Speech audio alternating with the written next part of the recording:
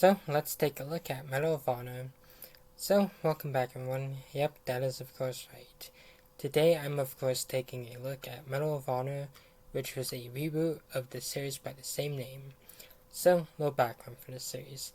Medal of Honor originally started out as a World War II shooter, but by the 2000s, let's just say it wasn't really the most memorable first-person shooter, as series like Battlefield and of course Call of Duty overtook it. And of course, when Call of Duty went modern, well, Medal of Honor had to go modern. And that brings us to this game. So for now, I'll of course be taking a look at the reboot, and hopefully eventually I'll be taking a look at its sequel, Advanced Warfighter. So, what's the story for this one? Is it good? Well, there is a story, but the story is a bit forgettable. It revolves around three soldiers and pretty much has the Taliban and Al Qaeda as the game's bad guys. Now, for those who don't know, these are, of course, two extremist groups that the US has been at war with for the past few decades. I'm not going to go into all the history surrounding the war, but basically, TLDR is that there's been the whole war on terror since 2001, and like Call of Duty, Medal of Honor took inspiration from the ongoing conflicts at the time. And so that's pretty much all I'm just going to say about this. Of course, the game did also gain controversy because it did let you play as the Taliban in the game's multiplayer mode. Not exactly the best idea. So, I guess if the story is just okay, how's the gameplay? And why is the story just okay?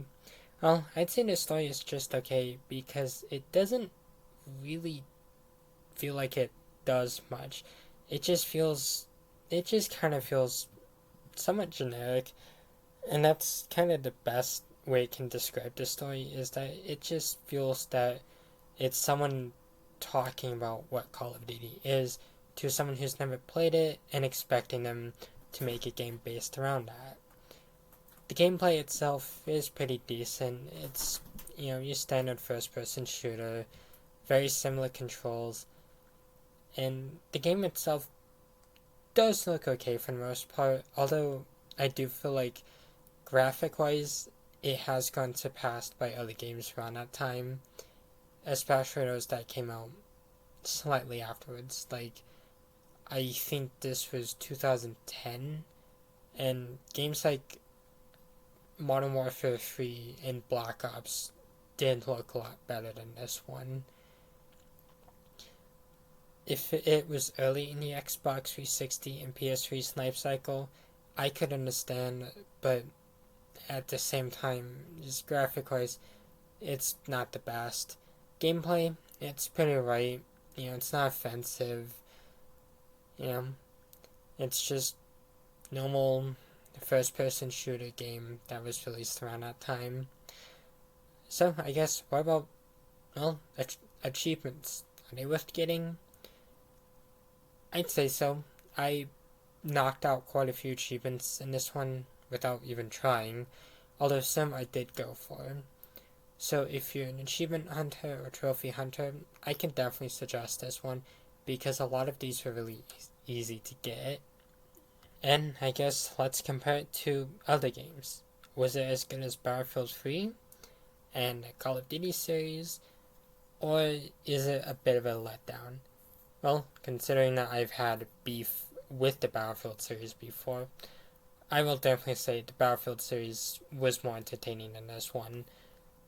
Battlefield 3, 4, and Bad Company 1 and 2, generally, the developers did feel like they understood what made Call of Duty work more compared to Medal of Honor. And I can't fault Medal of Honor for trying to do what Call of Duty was. And for the most part, it's a somewhat interesting game, but a bit flawed and not as enjoyable as Battlefield or Call of Duty. But I still would recommend this one. Despite the criticisms, this is a game that I do see myself playing again. it does have some really good moments in it. Like, the first few missions themselves were pretty fun, and I kind of did like how they did stealth in this game. It just felt that it needed more time in the kitchen before it released. And I will definitely say it ran pretty good, especially considering that Warfighter itself did bug out on me when I originally played it. But I'd say I really only recommend this one for those who are trying to find something new to play, or if you are an achievement hunter, or if you are a hardcore military shooter fan. Other than that, not much else to say about this one, but I'm at least hoping that they do improve and make Warfighter a bit more interesting.